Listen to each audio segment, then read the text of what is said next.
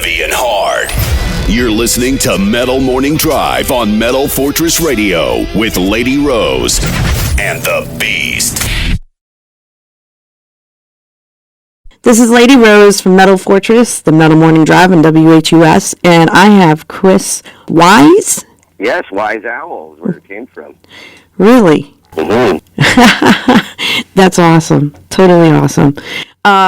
So I'm reading some of your blog and whatnot, and some of the main inspirations or completions in life came from people like Guns N' Roses and Scott Weiland and Ozzy Osbourne. Give us a little information about your background with the music. Well, I would say, I worked with Chris Pittman from Guns N' Roses, and I worked once with Scott Weiland. My big inspirations were actually Iron Maiden and Kiss.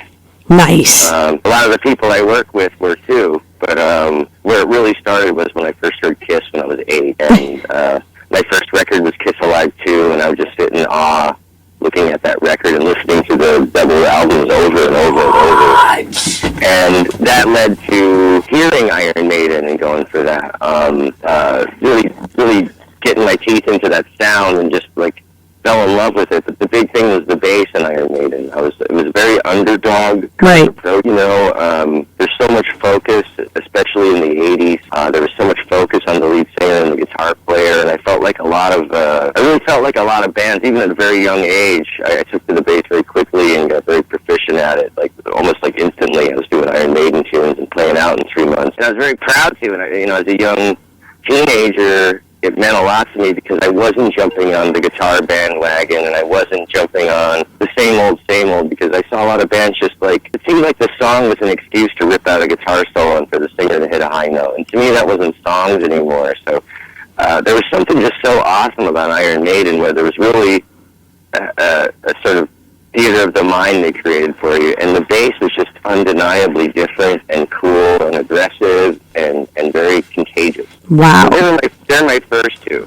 Right. You mentioned Guns and Scott Weiland. That came later when I moved to Hollywood. I just happened to work with those people. So give us an update of where you are today, and I'm seeing that the newest hit, Things You Can't See. Yeah, well that's been newly premiered. That's the title track of our new EP that's coming out July 28th.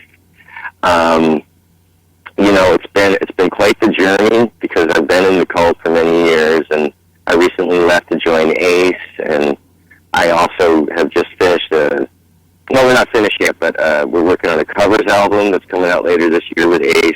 I've been touring with Ace, and I was touring a ton with the Cult, so to pull off this Owl EP in the middle of all this stuff, and me being the producer and songwriter, so on and so forth, tremendous amount of energy. People are always asking me how I do it, but it really is just planning everything in your calendar and just getting up and doing it. And, a lot of people think I'm running around celebrating all the time, which is funny. They're always congratulating me on all my successes. But the truth is I'm off to the next show. I'm on the next plane. I'm listening to the next song I haven't performed yet and writing down the lyrics. Right.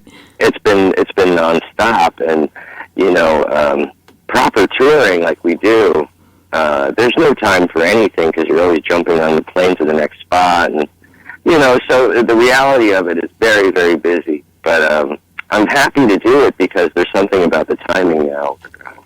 People are really chewing up the Owl stuff. I feel like there's a big void out there. Right. It's very, super commercialized time with it. Yeah. And even the rock bands have really watered, but there's nothing compared to Led Zeppelins and Black Sabbath and Kiss and Iron Maidens. None of the bands have any real influence with it.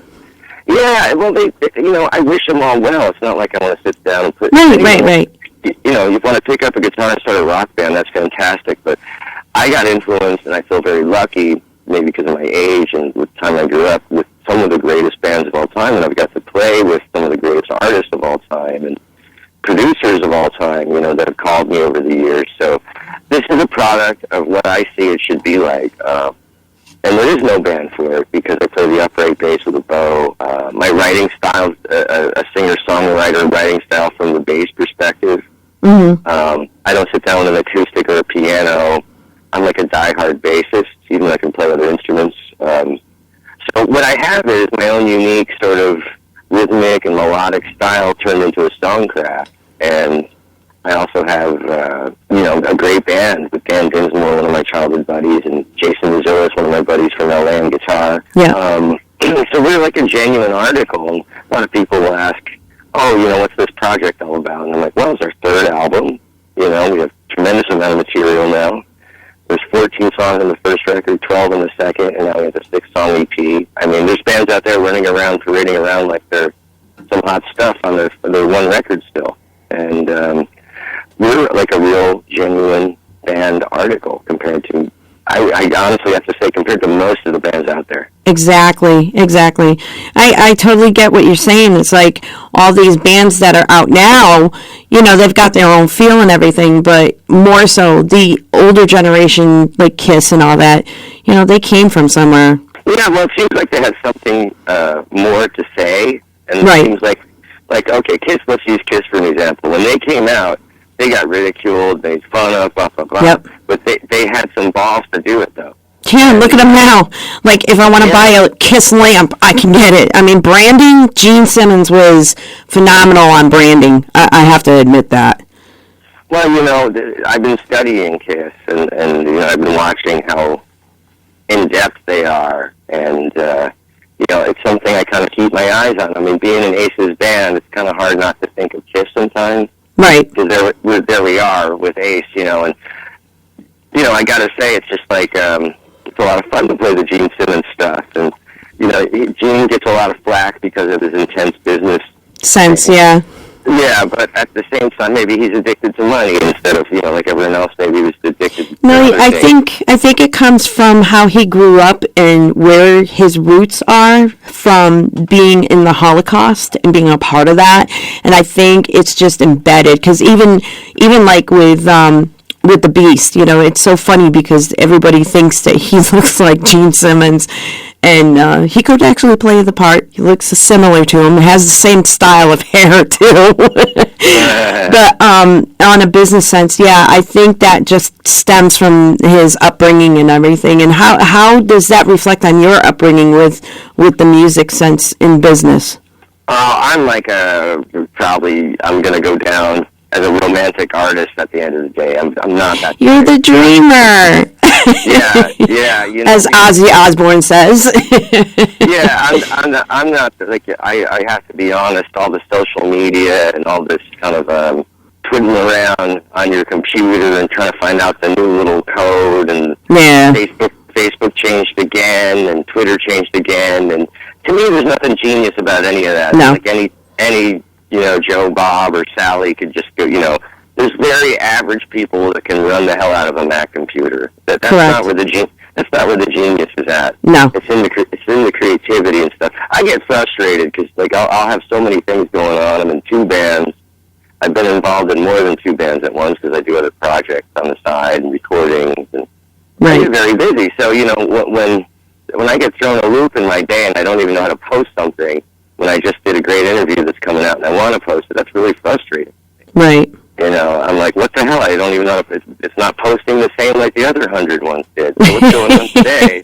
And now my afternoon's like running around calling people going, hey, I got to post this. This came out today. It looks stupid if I don't. Yep. That stuff gets in the way of me going over my bone line and going over the music. I agree. That stuff's really hard. But I do it every day, and some of the benefits are just a glance at Facebook. I know what some of my cousins and close friends are doing that I've been a little out of touch with, and now I'm more in touch. And I also write the fans back that I've never met, and they're always blown away that, hey, I saw you in Italy, a couple of years ago, my favorite show, and I write them right back, oh, thanks so much for saying so, and check out Owl or something like that. And they're like, is this really you? Yeah. I'm like, yes, who else would it be? I don't get it. And they're like, oh, people work behind the scenes. And I'm like, no, this is me. So I found that to be a lot of fun. So, right.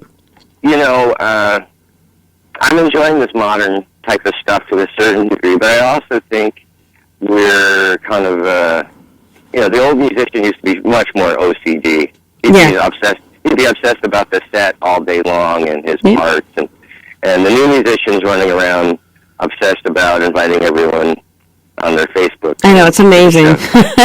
What does the future hold for you guys? Well, right now we have a bunch of shows in front of us.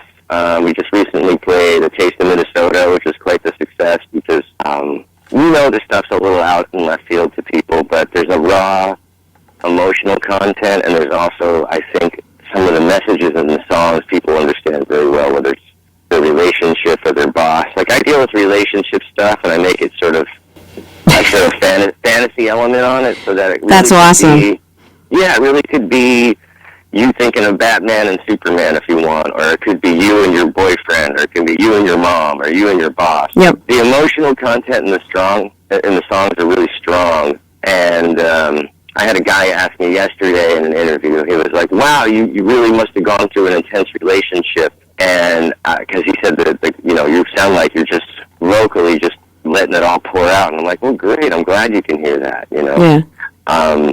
So what the future holds is bringing this music to the people face to face. So we got BB King's tomorrow in Manhattan.